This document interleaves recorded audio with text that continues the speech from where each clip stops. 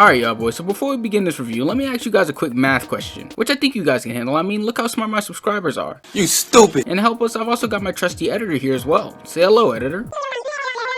Alright, yeah, whatever. So my question is, what do you get when you take Trippie Redd, Lil Uzi, Playboi Carti, and put them all into one person? No, dickhead, you do not get your average 15-year-old hip-hop fan, but instead you get the upcoming rapper Yeat, alongside his latest project 2 Alive, being this rage-filled, big bass, hype hip-hop album that while it isn't too different from what I've heard before, it's still fun enough to listen to and gives hint to a potential signature style within the young rapper's music.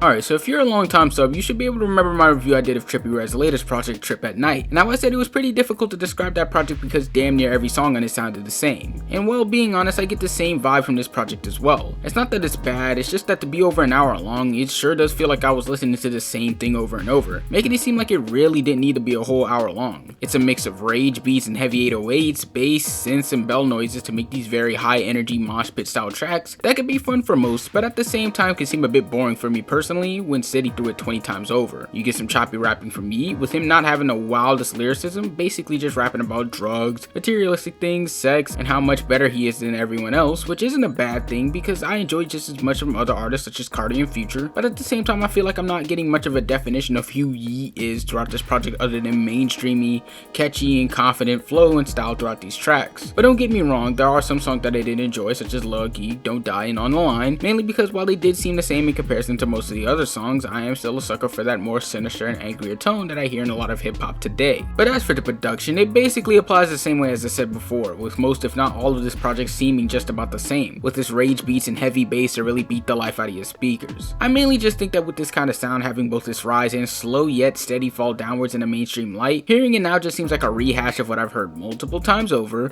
from multiple different artists all throughout the past 3 to 4 years. I suppose that if Yeat really works his rapping style a little more and makes himself more versatile, he can last for a long time within the industry. But as for the features, there were only a few for such a feature-friendly project, with Gunna probably being my favorite on the track Rax Got Me, with them floating pretty nice on a beat, though it was too short, and honestly makes me want more Yeat and Gunna tracks in the future. But there was also Young Thug on the track Outside, which wasn't really one of my more liked songs alongside the feature, seeming a bit phoned in and just doesn't really hit with the energy that Yeat gives out. Lastly, there was Ken Carson on the track Geek High, with him basically going full Carti, nothing too crazy, but at least the track was enjoyable even if he doesn't really have any appeal to his sound. Sorry, Ken. Overall, this project was solid, but nothing too crazy. It's not anything new, but at the same time I can see why people would like it, having obvious mainstream elements and appeal for those rage rap fans. But as for me, it just seems like another project in a slowly dying subgenre. But to put this on the scale, I'm giving this a strong 5 out of 10, being something I really can't tell if it can improve or not, but maybe Yeat can really improve himself if he just uses his potential to bounce around different sounds, to not have his career fall off as quickly as it came up. But how do you guys feel about Yeat's latest album? What would you rate it? Let me know down in the comments while liking and subscribing. Make sure to follow my IG and Twitter, and if you like the illustrations used in this video, make sure to follow the artist as well because she's dope. And oh yeah, make sure to follow my second channel for me outside of music. And on that note, I'll see you on Friday for another album review. Peace. I'm gonna kick you, back. What? What? Who's this?